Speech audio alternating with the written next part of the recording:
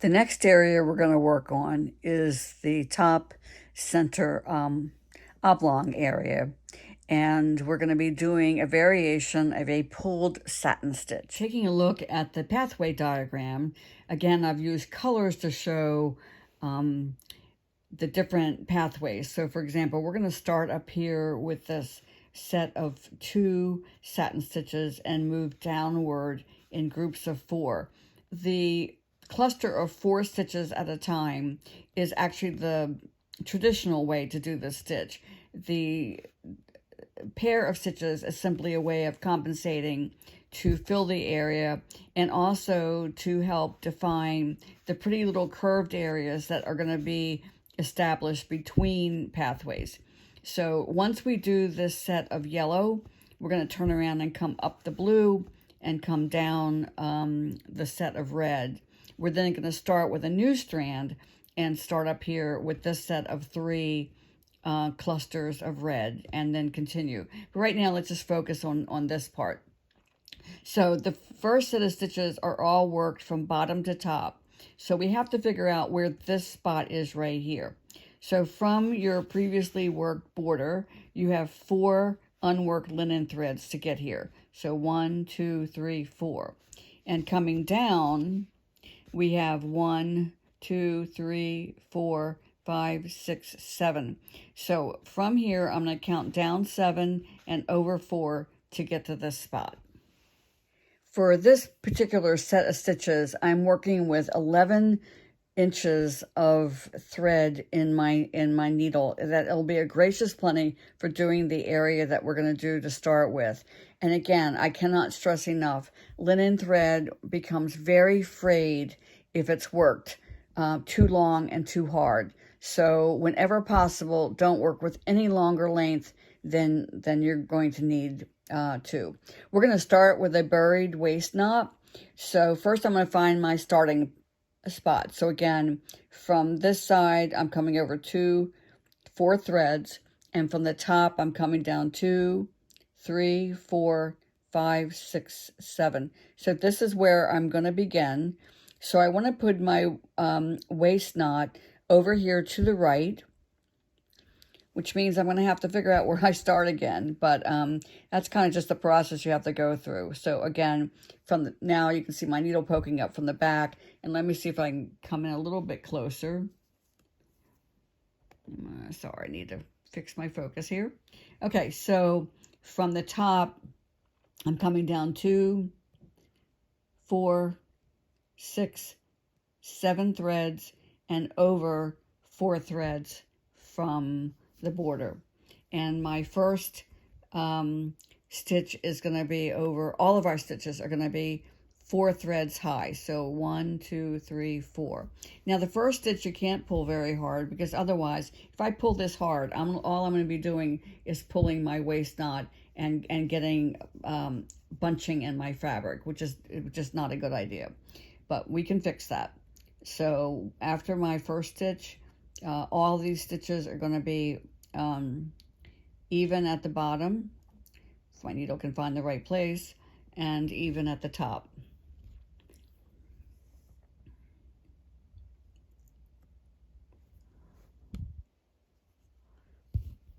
Now, these 2 stitches alone are not enough to really bury this waist knot, but don't worry about it. We're going to have another cluster of 4 stitches right here, and that's going to anchor it just fine. But I also want to take the time to show you that when I pull against my waist knot, that's what really tightens that first stitch. So there's my first cluster of 2. Now, what I found in doing my practice stitches is if I put my needle where the next stitch would have gone and just come down 4 threads from there, and I'm sorry, I'm getting out of focus here. Let me fix that for you. If I come where I would have made my next stitch and just come down 4 threads, 1, 2, 3, 4, then I'm in exactly the right place to do the next stitch. So please be aware that the clusters do not share holes. So there's 1. Whoops, I lost my needle.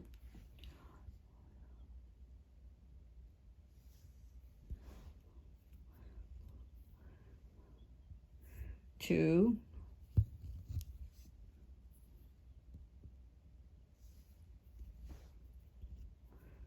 3, and 4. And after the 4th stitch, again, I'm going to put my needle where I would have made my 5th stitch, but instead of making a 5th stitch, I'm going to come down 1, 2, 3, 4 linen threads. And again, all these stitches are working bottom to top. They're all even, whoops, even at the bottom. And even at the top. Trying to keep my tension even so that all the stitches are the same height. 2, oops.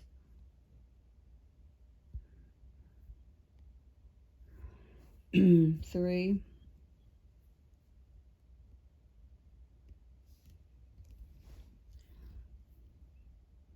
and 4. Okay, so that's 2 clusters of 4. I have 1 more to do. If I put my needle where my 5th stitch would have gone, that's the top of my next stitch. So I'm going to come down 1, 2, 3, 4 linen threads, and that's where I'll begin.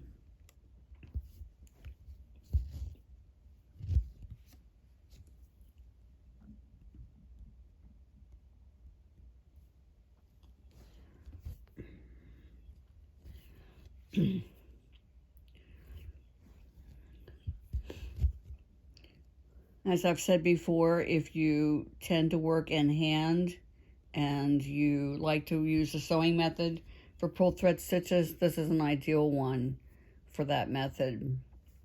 I'm working on an embroidery hoop so I can keep my fabric steady so that it won't cause too much motion as you're watching.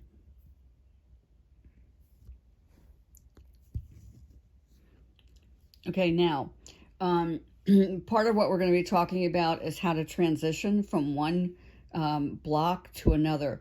Now, as we're going down, I'm working each stitch from bottom to top.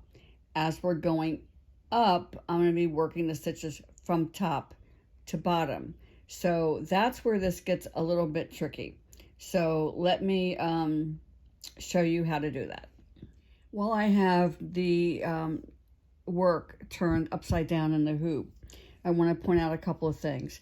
First of all, this transition stitch, all I'm going to do is slip under these existing stitches to get me to the spot where I want to begin again. But before I turn this over, a couple of things I want to point out. First of all, this thread up here is my beginning thread. Over here is my waist knot, and I'm going to be covering the rest of this tail with a cluster of stitches later on. But the thing that concerns me when I flip this over is this right here. Can you see where it looks like there's like 4 or 5 threads there? That is my single strand of linen thread that has been split by my stitches. And I'm going to take the time to undo these stitches and fix that, because I guarantee you that that's going to show when I frame my work. So I'm going to fix that. You want to be very, very careful not to split your linen thread as it travels from one spot to another. The other thing that concerns me is, oops, pardon my hand here, is this right here. There's something funky going on, and it looks like I split one of the linen threads as I stitched. So I'm going to go back and take a look at that too. This is a traveling linen thread from the first cluster of 4 to the second cluster of 4, and that's just fine. That's exactly what it should look like. And when it looks like that, nice and healthy and firm, it's not going to show when you frame your work. Okay, before I go on, I'm going to show you what kind of showed up when I was doing that close-up. And that is a very, very common mistake. And I'm going to go back and fix this one too. So this is one of those cases where learn from my mistakes and take a little bit of extra care. And I hope that you're going to be able to see this. But my first stitch, I came in here and up here just like I'm supposed to. The second stitch started here, should have ended here, but instead I went in here. So in this space between these two fabric linen threads, I actually have 2 stitches when I should only have 1. So at the bottom I have 1, 2, 3, 4, but the top it looks like this. I just have 1, 2, 3, and that means that these 2 stitches are being pushed together, and that's what I was able to see and realize that I had a mistake. So I'm going to go back and fix that, and then I'm going to keep on stitching. Now, before I go on, though, I do want to tell you that before I commence with stitching any further, I'm going to take a very careful look at my linen thread and make sure that it's still nice and healthy. If it shows any amount of fraying, I'm going to stop and start with a fresh thread. Do not try to make it work if your stitching linen thread starts getting frayed. It's going to show every time. I decided to totally rip that out and start again. So now my threads are looking a whole lot healthier, and the next set of 4, cluster of 4 satin stitches is going to begin right here. And this is going to take a little bit of a different setup. I'm not going to pull this very tight because you're going to see in just a minute that we're going to actually snag the stitch from the back. So I'm going to go over my 4 linen threads. That's where the stitch is going to be positioned, but I'm not going to pull it until I can basically lasso the stitch from the back so that it will pull correctly. By not pulling that stitch firmly, I've left myself a loop on the back, and I'm simply going to slide my needle through that loop and then tug it down so it's nice and snug.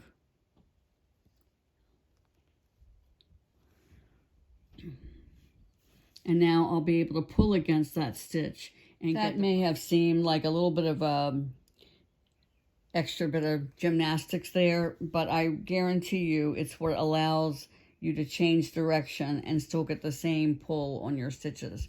So now each one of our 4 stitches in each cluster is being worked from top to bottom instead of bottom to top. And I'm now, whoops, sorry about that. And now I'm going to work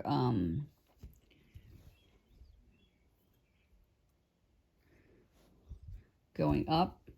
So when you're working toward the top, you start each stitch at the top.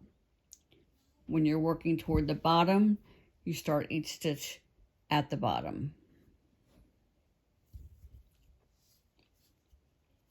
And now with this second set of clusters, now you can begin to see what I was talking about, how you end up with this cute little oval in between the set of clusters. And that's really what your objective is to get that kind of nice, smooth roundness to these sets of 4 threads that are running horizontally between these sets of clusters.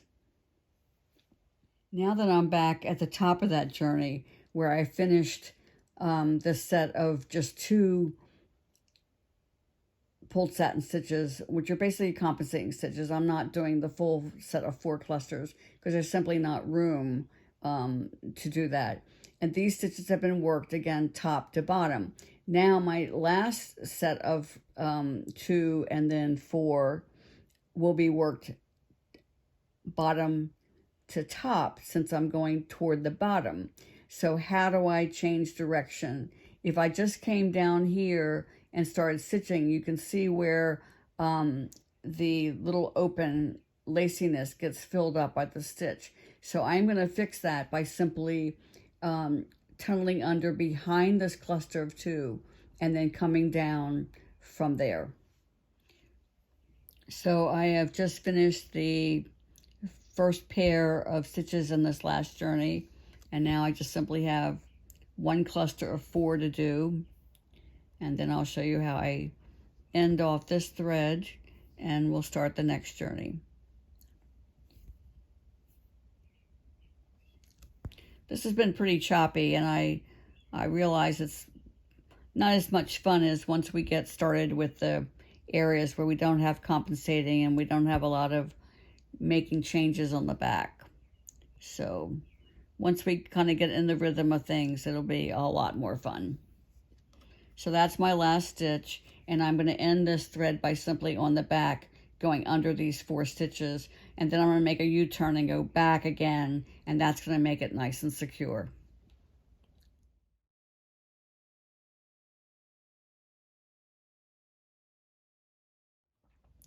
Okay, so the next journey I'm going to begin here and come down step fashion and then go back up again. Meanwhile, this is my original waist knot, and you can see it looks loose because remember I did not pull this first stitch because otherwise I just would have been pulling my knot out, and instead I just tugged on this to tighten up that first stitch. So my first set of clusters in this next journey will be anchoring this waist knot on the back, but it's also going to have to serve to anchor the new waist knot, which I'm going to put a little bit further along the way. And this is fine. It's going to be 2 working threads behind this next cluster, and that's fine. It's not going to be a problem at all. So I'm going to find my place to begin, and all these first stitches will be over 4 threads. And again, I'm not going to pull this first stitch very tight.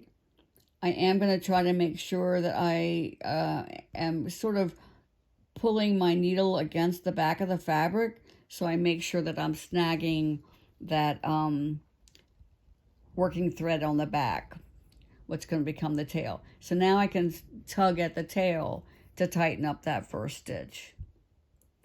And I'm simply going to be doing 4 stitches in the first cluster. And once I get this first cluster done in this next journey, I can go back and cut off this tail. I won't need that anymore. I don't want to cut this one off yet until I get a second set of 4 anchored. I just feel like that the 4 stitches alone are probably not quite tight enough. I'd rather make a little bit of extra effort and know that my stitches are nice and secure than for it to start coming undone.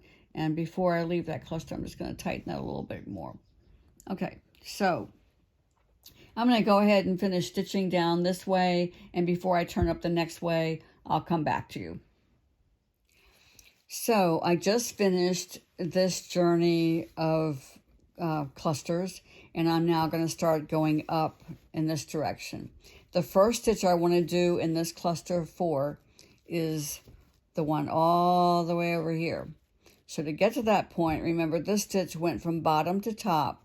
So from here, I'm going to count over 1, 2, 3, 4, 5, 6, 7, 8 threads. And I'm going to be working these stitches from top to bottom. Remember, when I'm going toward the top, I start at the top. When I'm coming down toward the bottom, I start at the bottom. So again, from where I ended this stitch, I'm going to count over 1, 2, 3, 4, 5, 6, 7, 8, and that will give me exactly the place to start this stitch. So I ended right here, so I'm going to come over 1, 2, 3, 4, 5, 6, 7, 8. Now I jumped around a little bit there, so I'm going to double check before I go any further. So from here, 1, 2, 3, 4, 5, 6, 7, 8. Now notice, you can almost see back here, my traveling thread is going across the top, and that's okay. What we're going to do is catch that traveling thread with our first stitches. So it's almost like burying a waist knot. So remember, each stitch is coming over 4 threads. So 1, 2, 3, 4, top to bottom.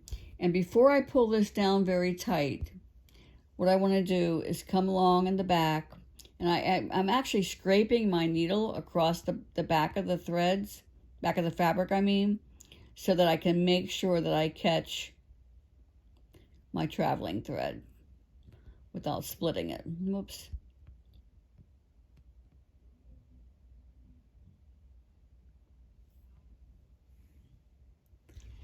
And now I can pull.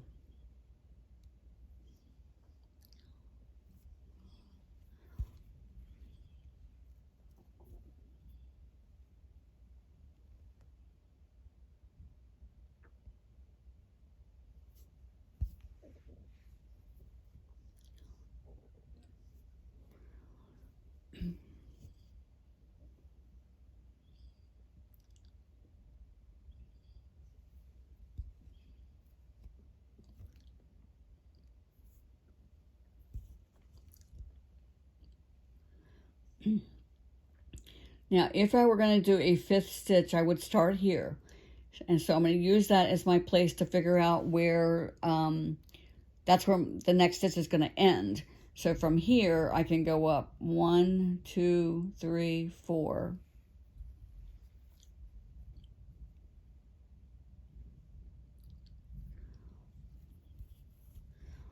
And do my next cluster of 4.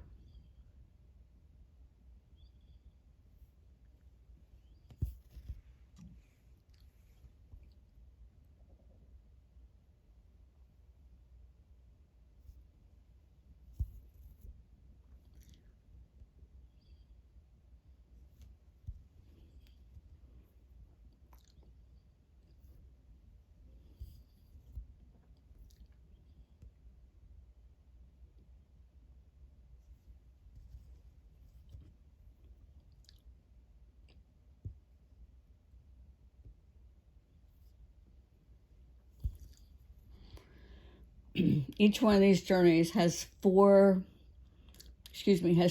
sets of 4 satin stitches. So again, I just, my 4th stitch was here. My next stitch is going to end here. So I'm going to come up 2, 4. Now, I'm going to make sure that I'm catching my second waist knot. You can see I've already gotten rid of the first waist knot. So here's my second waist knot. And I'm making sure that I'm catching that traveling thread on the back as I'm doing this cluster of 4.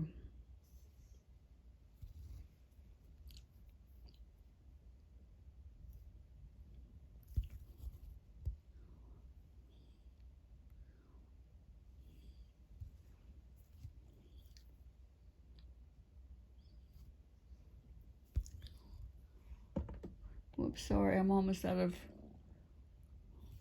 camera range there. Sorry about that.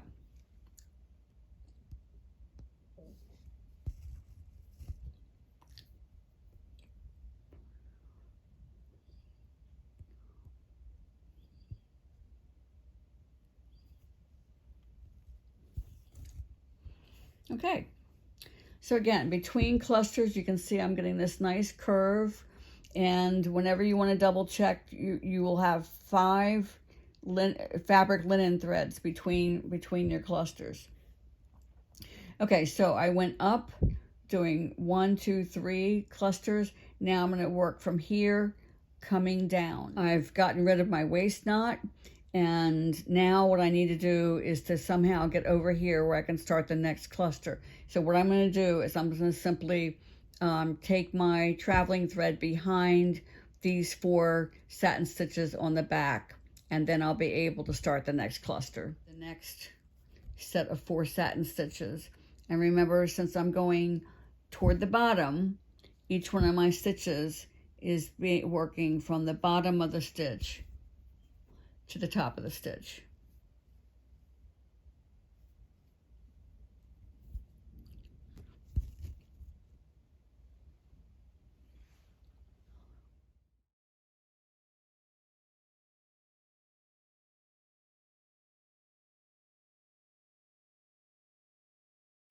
Starting with a new thread here. This one is 17 inches long. And again, I'm going to be doing a buried waist knot that will get covered with the first and second clusters. So starting at the top again, because I'm working toward the bottom, I'm starting at the bottom and going over 4 threads to the top.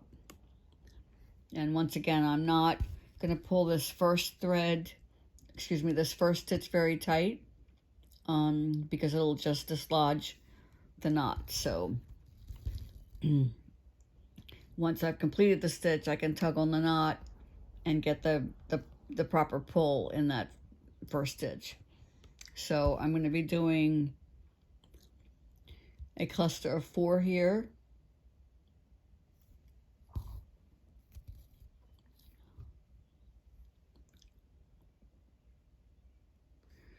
Each one 4 threads tall, trying to get my tension even.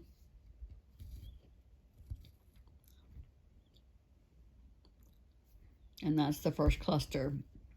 Now when you look at your pathway diagram, you will see that you're going to be doing a total of 6 clusters of 4 coming down in this direction. I'm going to do that, then I'm going to catch back up with you. 4. So there's 1, 2, 3, 4, 5, 6.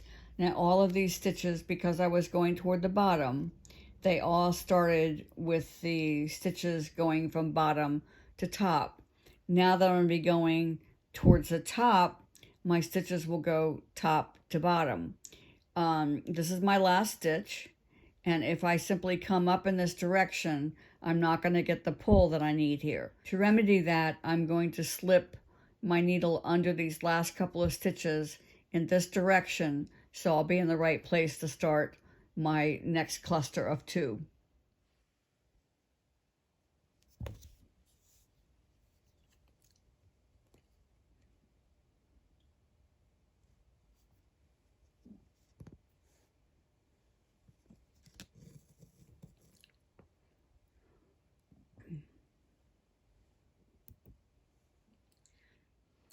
When you look at your pathway diagram, you will see that this right-hand side of the stitched area leaves 3 linen threads unworked between the boundary and these stitches. So again, because I'm going toward the top, I'm making these stitches go top to bottom. So there's 1 and 2. And now I'll continue up with clusters of 4 to continue the pattern. Again, this is a compensating stitch. Remember that as you work the last 4 stitches in this journey to make this uppermost cluster, that you're also securing the beginning thread, and make sure that you're catching the tail on the back. Remember, we still have this waist knot here, and this is the second cluster that's securing that tail.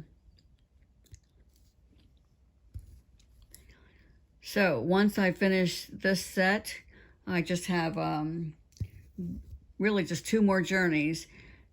My next set of 4, I'm going to get rid of this waist knot, clip it off close to the cluster on the back, and then I'm going to tunnel under these 4 stitches in order to get to my starting place over here. Before I tunnel under this group of 4 stitches in order to start my next journey, I want to take care of the waist knot, this is that traveling thread with the waist knot on the other side. Those of you who have been in my classes before have heard me say this before, but I really encourage you to make sure that once your thread is securely buried, that you cut it off what I call dangerously close. If you can see the points of your scissors, you'll never cut the wrong thing. So now I've taken care of that. I'm going to slip my working thread under that group of 4, and that's going to put me in the right position to start the next journey. The next to last journey was just a set of 4 and 4 and 2. I have 2 more stitches to do up here in the corner, and in order to get there, I simply slipped my threaded needle behind these 2 stitches in order to be able to come up here and make the last 2 stitches with the proper pull. Whoops, I actually need to be going top to bottom. Let me back up here. And that's simply so that I can have a consistent pull on these stitches. There's 1,